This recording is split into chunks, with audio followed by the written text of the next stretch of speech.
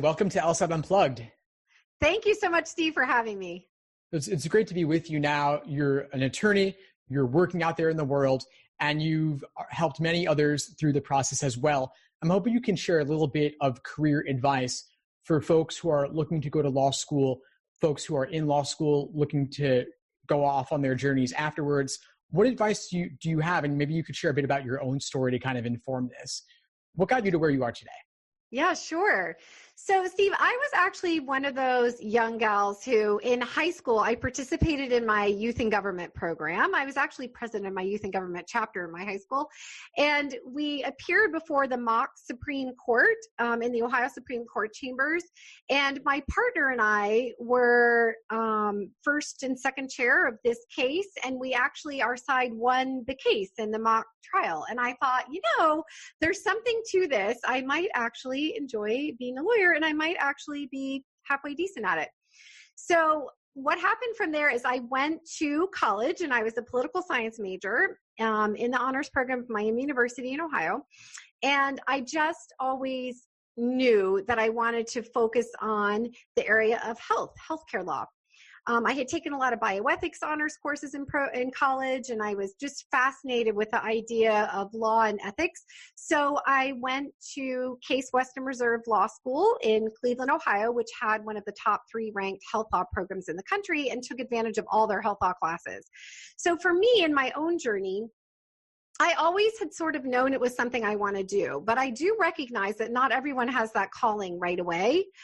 So what I guess my advice is that I encourage students to take some pre-law classes or political science classes while you're in college, get some exposure to the law, or get involved in some ways where you can go watch a case in court and get a feel of what it really is, so that you can have a trial before you actually apply to law school and go through the process of taking the LSAT and applying to law school.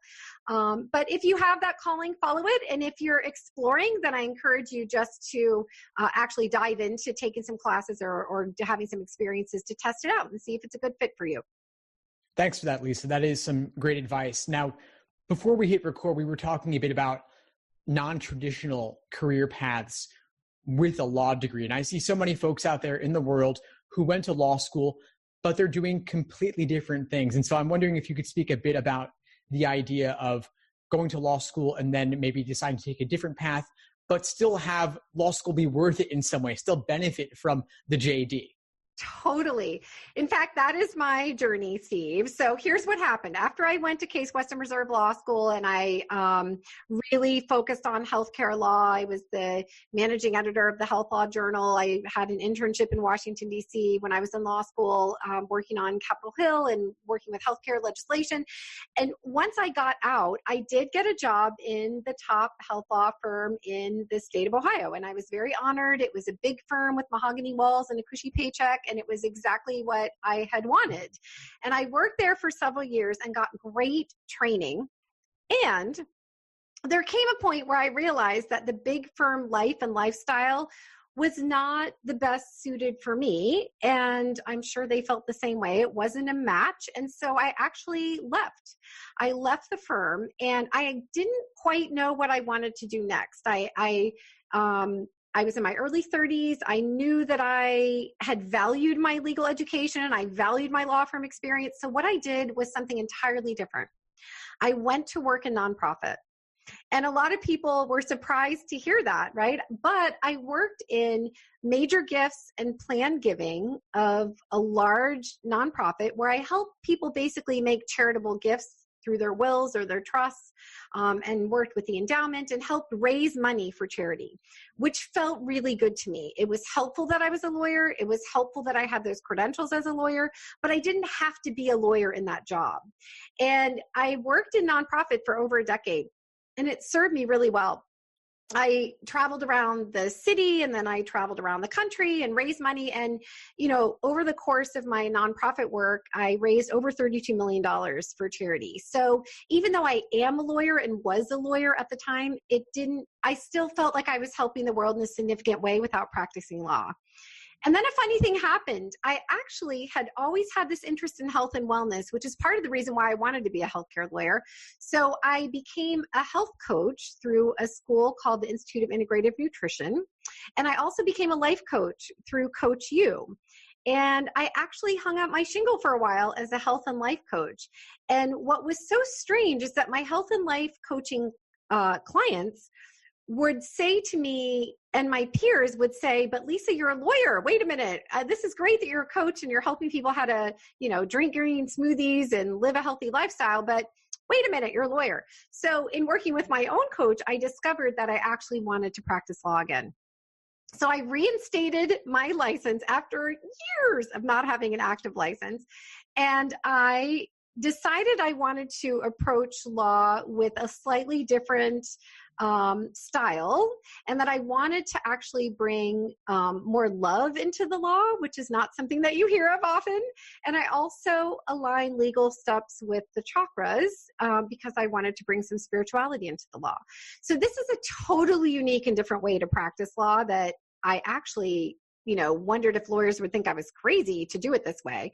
But what I have found is that there's so many small business owners who are afraid of law and lawyers, and it's overwhelming and confusing. And so the fact that I happen to be a female lawyer who was taking sort of a softer approach to the law in my own way was very appealing to them. And I now work with hundreds of entrepreneurs and coaches and female entrepreneurs, some men too, of course, but people who want a gentler approach to the law. But I will say to you this, Steve, that even though my law career has had such a circuitous route, I never in a million years thought I would come back to practicing law in an active way. And it's because I had such solid training in a traditional law firm in a traditional setting that I was able to come back around and draw on that training and then sort of add my own unique spin to the practice. I never would have been able to do this had I not gone from the traditional law firm, stepped away for a bit, and then be able to come back to it in such a holistic way. That's such a valuable insight, Lisa, and such an incredible story too, because you ended up being able to do something that you love and something that you've crafted yourself, that there's nothing else like it out there. That's exactly right. And I have a lighted ampersand marquee on my wall here behind me because I always talk about the fact that I bring love and the care of a coach and the approachability of a coach into the law, which can often feel harsher for people. I try to bring the two together so that it can have a more holistic feel and not be quite so intimidating or overwhelming or scary to people. This is very new. This is a very new way to talk about the law, I think. And what I love is that you're helping students take the LSAT, learn how to prepare themselves for a career in law, and then realize that you can receive training in a traditional environment with a firm or the government or in a nonprofit or advocacy work, and then also find a way to infuse your own personality and your own branding and your own sense of who you are into that practice. That is so true. And I think that more law school grads than ever are eventually going into solo practice. Yes. And I think that allows a lot of opportunity to create your own space, create your own style of practicing law. And I gather that you're doing a combination of things where it's legal practice and legal advice along with the coaching and the more holistic approach. Yes. And one of the things I think that's so important is when I stepped away from the law, when I left the law firm, Steve, my biggest fear is that I was going to let down my family. I was going to let down my grandparents who helped to pay for my legal education, or my parents who had invested so much in me. And there was such a beautiful gift in that they recognize that you can use a legal degree in many different ways and you can approach law in many different ways. And I don't think I got that message when I was very young, starting in the law career. Now, granted, that was several decades ago, and now the world has changed with social media and online and the world feeling like such a smaller place that you can use your law degree in a traditional way, and you can also help the world in other ways or with your own branding or personality in your own solo practice. There's so many ways to use your degree. You're not limited to the ways that we used to be limited even several decades ago. So it's such a great climate right now, I think, for the profession to be able to work in a traditional firm or to be able to have your own solo practice and bring your own sort of personality and spin to the law, obviously operating within the bounds of the law. Yeah, that's really valuable. I think that so many people, they're going to do the traditional route for a few years, Yeah. build their experience and build their foundation. But then I'm wondering, what opportunities might there be available to them afterwards when they do want to kind of go out on their own and carve their own path? Are there some examples that you've seen in your own work or your work with clients where people are kind of putting their own unique spin on things? Yeah, sure. So as I shared with Steve prior to our conversation, I am a huge proponent of getting a traditional base. I've had some law students or young lawyers reach out and say, Lisa, I'm brand new. How can I do it the way you're doing it? And my initial response is, if you feel called to do that, by all means, go for it. And what I would recommend is that you actually do receive the mentoring and the structure and the approach and the learning from a more traditional environment first, so that you can have a sense of the system of law, even if you don't always feel aligned with it personally. It's kind of like, we all need to learn how to paint properly in art class using proper techniques before you go off on your own and you create your own Jackson Pollock painting yourself, right? It's the same type of thing. It's good to learn fundamentals before you put your own spin on it. But what I found is that there aren't many of us in the holistic space anyway, where we are combining more of our personal approach to the practice of law. So I know that for me, I bring love and spirituality, meaning aligning legal steps with chakras, talking about energy and the energetics of the law. That's very unique to my messaging. I wrote a book called Easy Legal Steps That Are Also Good for Your Soul that came out 2 years ago, which is certainly not a common way to talk about the law. There are others out there who work with entrepreneurs I have a friend who calls herself the sparkly lawyer, which is also sort of jarring sometimes to think, wait, what? Sparkles in law? What are you talking about? But the idea is that she's trying to show that there's other facets of her personality and of who she is that aren't just being a lawyer with a brain who does legal work. As you do put your own spin on it, I think sometimes it's important to find the unique characteristics about you that will set you apart from someone else. I also have another friend who calls herself the legal warrior because she likes to work in a more direct sort of, I want to say, masculine way. Not that there's anything wrong with that. Whereas my way and the sparkly lawyer's way is to do it in a little bit of a softer approach. So there's no right or wrong really about how you market yourself or how you present yourself to the world. Just do it in a way that feels authentically aligned with who you are, and not try to copy someone else, not try to use other people's marketing, not try to take their work as your own, but create your own work with your own message that's aligned with your own unique skills and talents. That makes a lot of sense. Yeah, you kind of create your own brand around your authentic personality, and then that will help you attract the clients who that most speaks to, and then that'll be the best fit for you as well. Exactly. That's exactly right, Steve. And you have done that with your work. Not everyone who prepares people for taking LSAT have a podcast and a video series and interviews other lawyers online like this. So you have done that as well and made that the mark. When I took the LSAT, we just went to a class and used a book and listened to someone talk to us. There was no creativity involved in that at all. So you have found a way to put your unique spin on it too. And that's part of what I think helps people to realize, obviously, what makes you stand out and makes you unique and makes you approachable and makes you desired in terms of working with them. But at the same time, it also prevents a lot of competition. And that's something I want to talk about, because lawyers by nature, or those drawn to the law, we have strong competitive sides. No, there's no doubt about that.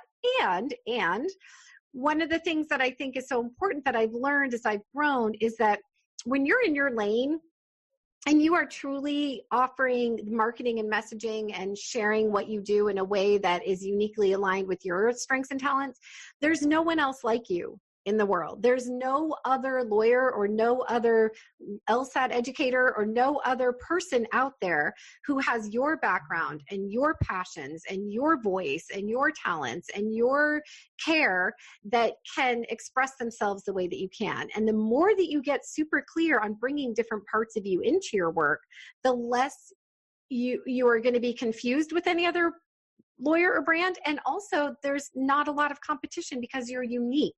And that is a very expansive way and a very open way to look at the work that you do, rather than feeling like there isn't enough, there's too many lawyers, how am I going to stand out? You just present who you are, and people will be drawn to your true expression of yourself.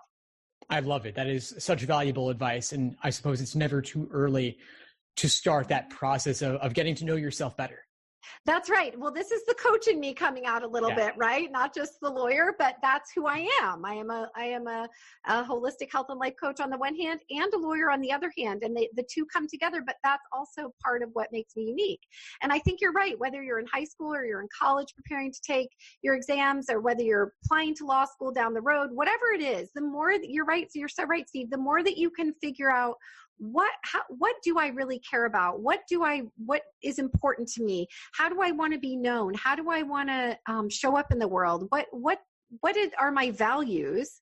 Then that comes out in who you are. And then it will eventually come out in the way that you practice law, the way that you work with clients, the way that you hold yourself out, the way that you present your law firm or your brand. It's really, really important. Definitely. And it sounds like you're doing a lot of the work to help people discover more about themselves through your coaching. And given that, of course, you're doing legal work and my audience is of pre-law students primarily, I'm sure they'll find your work valuable and useful. I know you have a podcast, you have a website. Do you want to share some of the details on each of those? Oh, sure. Thank you. So I have a podcast called Get Legally Enlightened with Lisa Fraley, Legally Enlightened with Lisa Fraley. It's available on iTunes or on my website at lisafraley.com. And basically the podcast is very short, bite-sized episodes, 20 minutes or less, about really basic legal concepts. Like, when do I need an LLC? And what are 5 elements that should be in every client contract? They're designed to help entrepreneurs and business owners understand super simply legal concepts, because you all know who are listening that the law can be very complex. It can be very overwhelming for people, and it's exciting intellectually, it's interesting. And, the job of any good business owner is to take your area of expertise and make it bite-sized and easy for people to understand. So I wanted to create the podcast, 20 minutes or less, super quick episodes to help people get basic legal concepts. And then I also have do-it-yourself legal templates, and my website is lisafraley.com, where people can find resources and do-it-yourself templates and other information too to support businesses who need legal help. So thank you, Steve, for inviting me to share that.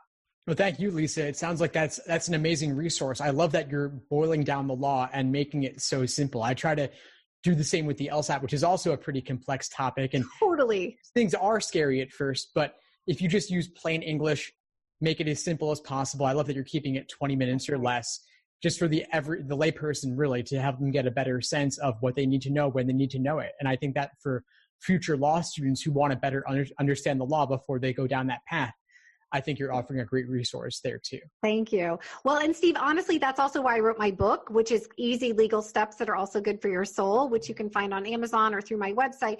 The reason I did that was to talk about my own experience and growth as an entrepreneur and a lawyer, my own personal story, and to help people understand basic legal steps. So that might be something that might be interesting to pre-law students as well, so they can read more about my journey, if that's helpful or inspiring in any way, and also talk about the law in a really different way, because I align legal steps with the chakras and talk about law and energy in the book as well. So that might be a helpful, very inexpensive, accessible resource as well. Very cool, Lisa. Well, I'll make sure to include links to all of those in the description for this episode.